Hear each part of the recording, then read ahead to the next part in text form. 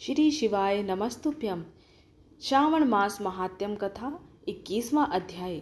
श्रावण पूर्णिमा पर किए जाने वाले कृत्यों का संक्षिप्त वर्णन तथा रक्षाबंधन की कथा।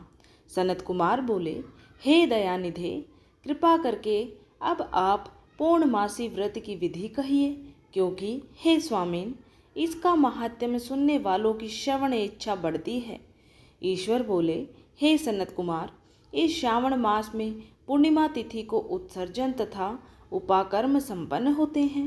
पोष की पूर्णिमा तथा माघ की पूर्णिमा तिथि उत्सर्जन कृत्य के लिए होती है, अथवा उत्सर्जन कृत्य हेतु पोष की प्रतिपदा अथवा माघ की प्रतिपदा तिथि विहित है, अथवा रोहिणी नामक नक्षत्र उत्सर्जन कृत्य के लिए प्रशस्त होता है, अथवा अन्य कालों में भी अपनी अपनी शाखा के अनुसार उत्सर्जन तथा उपाकर्म दोनों का साथ साथ करना उचित माना गया है। अतः श्रावण मास की पूर्णिमा को उत्सर्जन कृत्य प्रशस्त होता है। साथ ही ऋग्वेदियों के लिए उपाकर्म हेतु श्रवण नक्षत्र होना चाहिए। चतुर्दशी, पूर्णिमा अथवा प्रतिपदा तिथि में जिस दिन श्रवण नक्षत्र हो, उसी दिन ऋग्वेदियों को उपाकर्म करना चाहिए। यजुर्वेदियों का उपाकर्म पूर्णिमा में और सामवेदियों का उपाकर्म हस्त नक्षत्र में होना चाहिए। शुक्र तथा गुरु के अस्तकाल में भी सुखपूर्वक उपाकर्म करना चाहिए, किंतु इस काल में इसका प्रारंभ पहले नहीं होना चाहिए, ऐसा शास्त्रविदों का मानना है। ग्रहण तथा संक्रांति के दूषित काल के अनंतर ही इसे करना चाहिए। हस्त नक्षत्र युक्त पंचमी तिथि में अथवा भाद्रपद पूर्णिमा तिथि में उपाकर्म करें। अपने अपने गुहमा सूत्र के अनुसार उत्सर्जन तथा उपाकर्म करें। अधिक मास आने पर इसे शुद्ध मास में करना चाहिए। ये दोनों कर्म आवश्यक हैं, अतः प्रत्येक वर्ष इन्हें नियम पूर्वक करना चाहिए। उपाकर्म की समाप्ति पर द्विजातियों के विद्यमान रहने पर स्त्रियों को सभा में सभादीप निवेदन करना चाहिए। उस दीपक को आचार्य ग्रहण करे या किसी अन्य ब्राह्मण को प्रदान कर दे। दीप की विधि इस प्रकार है। स्वर्ण, चांदी अथवा तांबे के पात्र में सेर भर गेहूं भरकर गेहूं के आटे का दीपक बनाकर उसमें उस दीपक को जलाएं। वह दीपक घी से अथवा तेल से भरा हो और 3 बत्तियों से युक्त हो। दक्षिणा तथा तांबूल सहित उस दीपक को ब्राह्मण को अर्पण कर दे। दीपक की तथा विप्र की विधिवत पूजा करके निम्न बीज मंत्र बोले। सदीक्षण सतांबूल सभाधिपोयमुत्तमः अर्पितो देव देवस्य मम संतु मनोरथा। दक्षिणा तथा तांबूल से युक्त यह उत्तम सभादीप मैंने देवदेव को निवेदित किया है। मेरे मनोरथ अब पूर्ण हो। सभादीप प्रदान करने से पुत्र पौत्र आदि से युक्त कुल उज्ज्वलता को प्राप्त होता है और यश के साथ निरंतर बढ़ता है। इसे करने वाली स्त्री दूसरे जन्म में देवांगनाओं के समान रूप प्राप्त करती है। वह स्त्री सौभाग्यवती हो जाती है और अपने पति की अत्यधिक प्रिय पात्र होती है। इस प्रकार 5 वर्ष तक इसे करने के पश्चात उद्यापन करना चाहिए और अपने सामर्थ्य के अनुसार भक्ति पूर्वक दक्षिणा देनी चाहिए। हे सनत कुमार, यह मैंने आपसे सभादीप का शुभ महात्म्य कह दिया। उसी रात्रि में श्रवणा कर्म का करना बताया गया है। उसके बाद वहीं पर सर्प बलि की जाती है। अपना अपना ग्रहम सूत्र देखकर ये दोनों ही कृत्य करने चाहिए। हयग्रीव का अवतार उसी तिथि में कहा गया है, अतः इस तिथि पर हयग्रीव जयंती का महोत्सव मनाना चाहिए।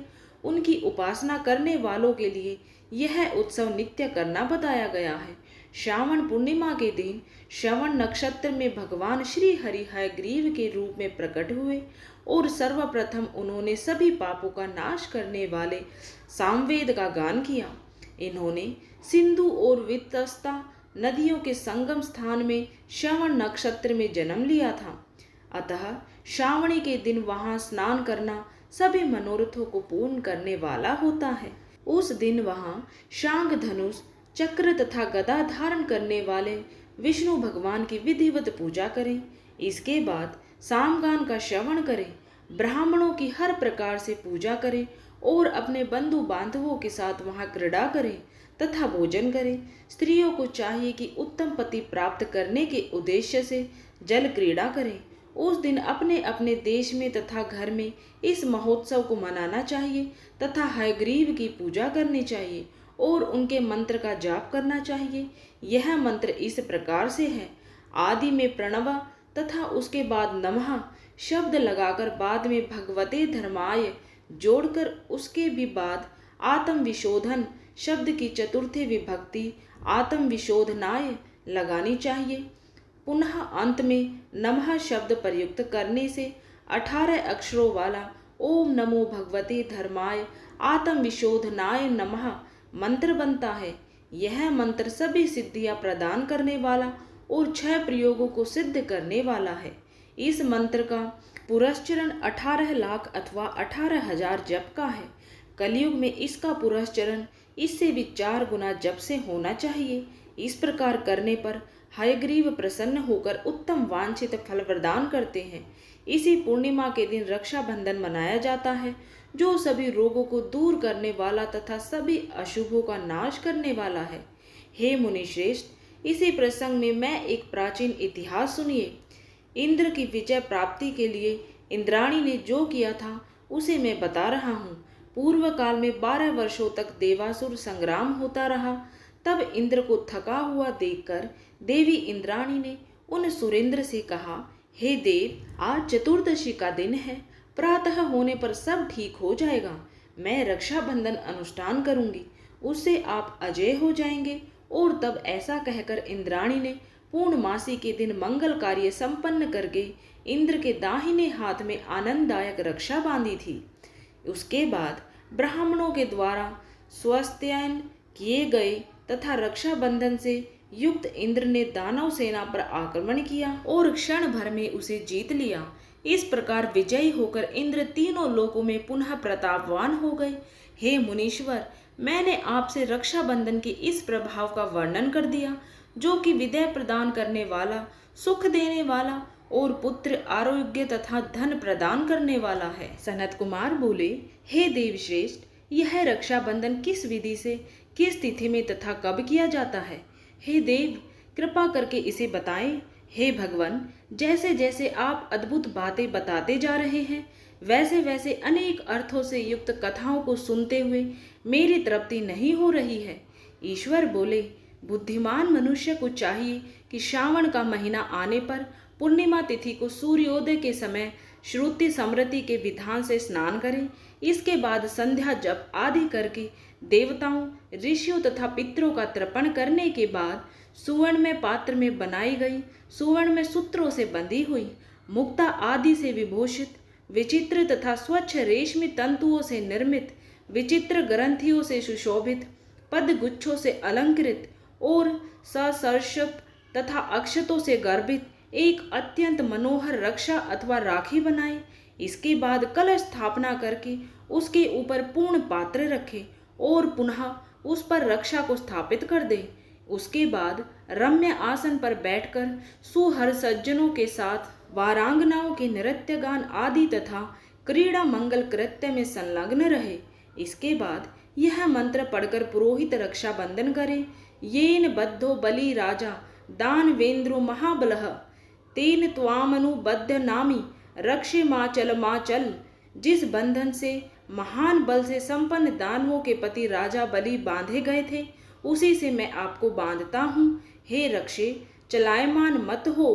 ब्राह्मणों, क्षत्रियों, वैश्यों, शूद्रों तथा अन्य मनुष्यों को चाहिए कि यत्न पूर्वक ब्राह्मणों की पूजा करके रक्षा बंधन करें।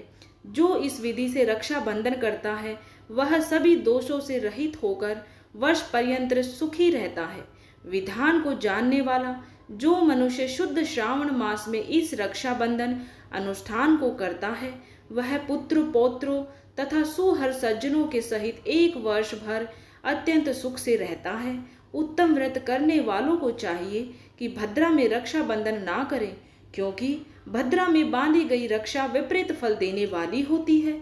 इस प्रकार श्री स्कंद पुराण के अंतर्गत ईश्वर सनत कुमार संवाद में श्रावण मास महात्म्य में उपाकर्मों, तसर्जन, श्रवणाकर्म, सर्प बलि, सभादीप, हयग्रीव जयंती, रक्षाबंधन विधि कथन नामक 21वां अध्याय पूर्ण हुआ। बोलिए हर हर महादेव, जय शिव शंकर भोले बाबा, माता पार्वती की सदा ही जय हो।